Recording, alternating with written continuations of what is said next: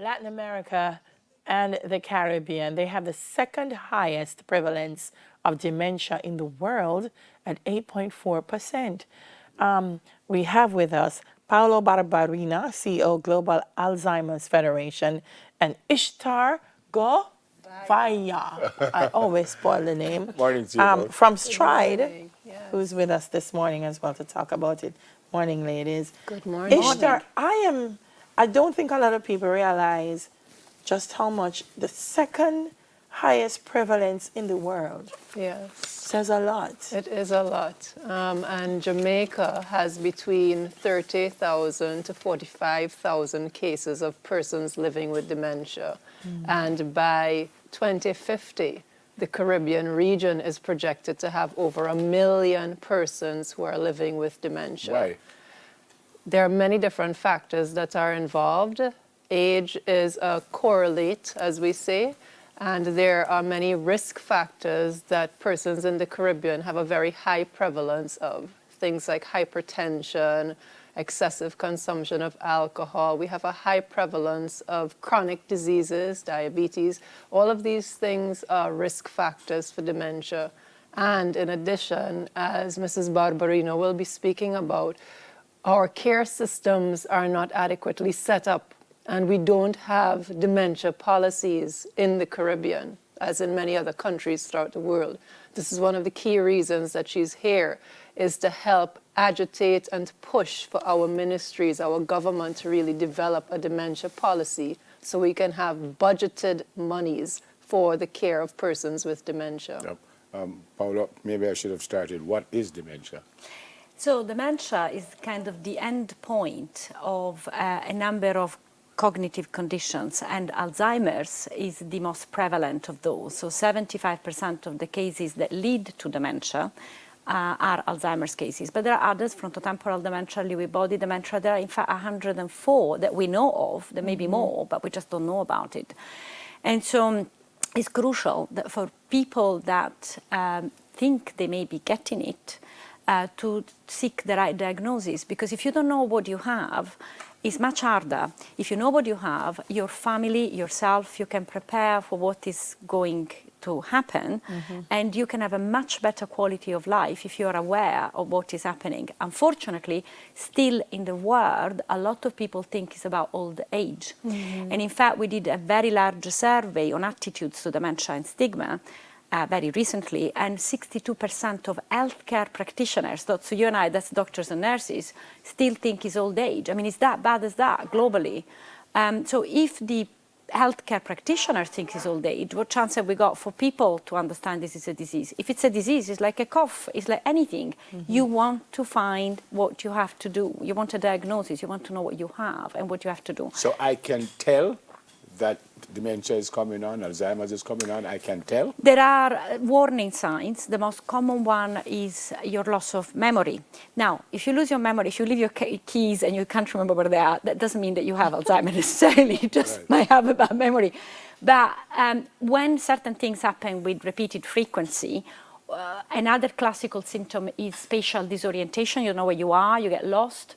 Another one, you develop dyslexia when you've never had dyslexia. So you cannot read words, or you read them, in a strange order. So there are some warning signs. And when you have 2 or 3 together, that's where you really need to see a doctor. It's very simple. We have a lot of material on, our website that tells you what is that you may be developing. So there's no cause for alarming people. However, there is a big prevalence, and in certain countries where the diagnostics are much better, like the UK or Japan, they're now diagnosing people in their 40s. Wow, wow. But how young can you get it, Ishtar? Well, there are cases of persons, as Paola is saying, where people can be diagnosed as early as their 30s sometimes. And this is why it's important that we have individualized, personalized care approaches. But we can't have that unless there is funding allocated to our public health system for this. And this is why one of the projects that we're working on together, Alzheimer's Disease International and STRIDE, the Strengthening Responses to Dementia in Developing Countries, we're working to really ensure that from the supply side, in terms of the care practitioners that Paola was referring to, diagnostic tools, funding for these things, as well as the demand side, that the public is really aware that this is an issue. Because part of the problem is people don't know that they don't know.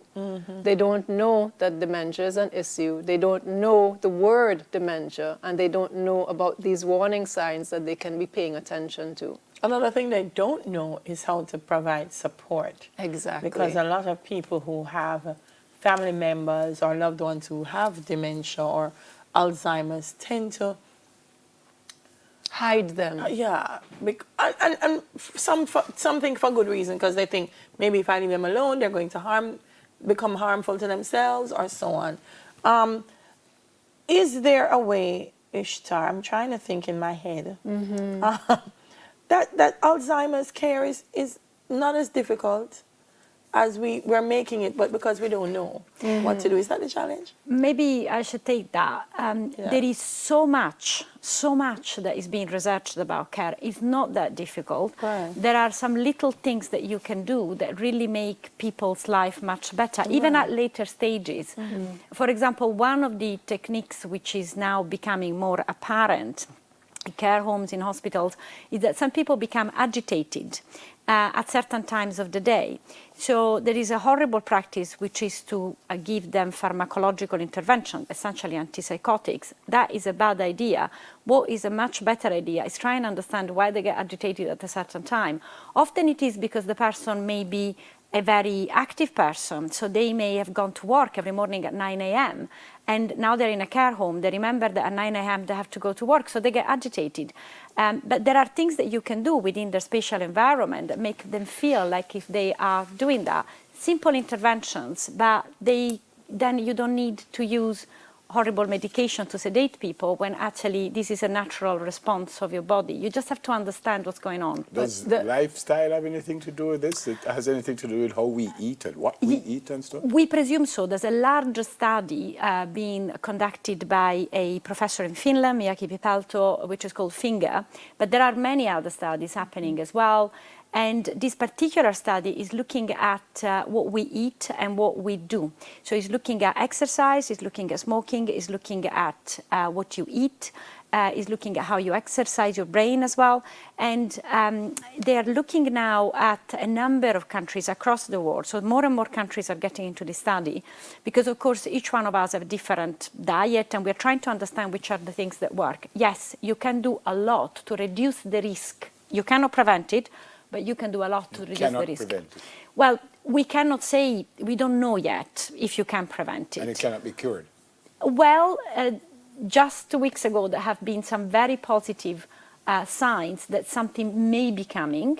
It's not there yet, but may be coming for early stages. So if people are diagnosed in time, in a year, 2 years, there may be something, but it's too early to talk of a pharmacological cure. There are some things that you can do, though. Isha, talk a little bit about STRIDE and the work that you're doing here in Jamaica.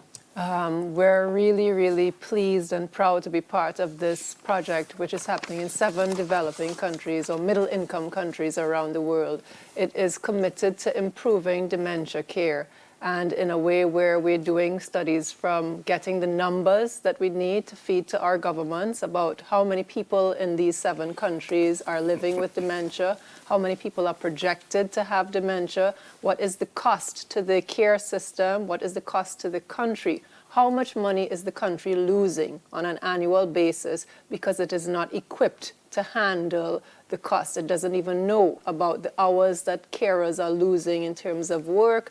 It doesn't know about the costs for medication. It's not feeding that in. So there's a lot of dollars that are being lost, and the countries are at risk. And so the STRIDE Dementia Project is really committed to providing data, getting information, getting both the numbers and the stories, quantitative and qualitative data that we need to ensure that persons with dementia live well and that their carers do not shoulder any excessive burden or costs. Yeah. People are watching, but people are watching if they have a loved one who has dementia, they suspect has it.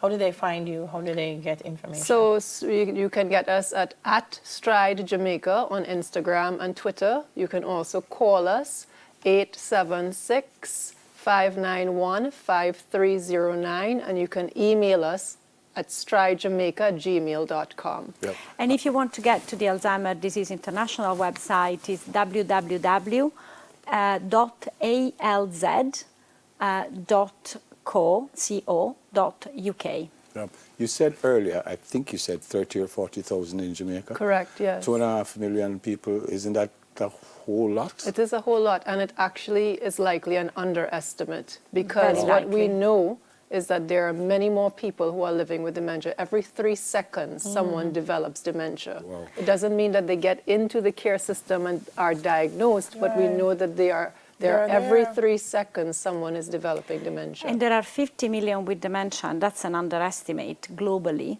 And then you can imagine how many more millions are affected as carers and families that have obviously a inconsiderable. Yeah. We have to go. I asked the question about lifestyle. Is there something you can do or eat or Yes. don't eat? So essentially, you should not smoke. You can drink alcohol in very little quantities. You should be having a healthy diet, no fats, ideally, or low fats, lot of vegetables. And I know that there is an issue in Jamaica with that. You should exercise your brain. Socializing is good. Meeting friends is great. And playing games. I saw some guys the other day on the beach playing dominoes. That's a good idea. You know, playing games is good for you. It keeps your mind exercised, especially if you socialize. But the most important thing really that I want to bring away, Jamaica can do a lot, and I know that your Ministry of Health is doing a lot around non-communicable diseases and preventing factors. So obesity, diabetes, heart disease, dementia have got a common series of things that you can do. Like, you know, exercising, eating better, etc. So in a way, you can combine these with all non-communicable diseases. But your government does need to focus on dementia, because there's a lot of people that are caring for someone that love, and they are very stressed, and they can get depressed, and that can have an incredible impact on society. So it makes sense to help more. Great to meet you. Thanks for Thank coming. you for having us. Paula Barberino, Chief Executive Officer of Alzheimer's Disease International, and Dr. Ishtar Govaya of Stride Dementia Project Lead at Caribbean Institute for Health Research at the University of the West Indies. 10 minutes to your health. We'll do it again next Thursday.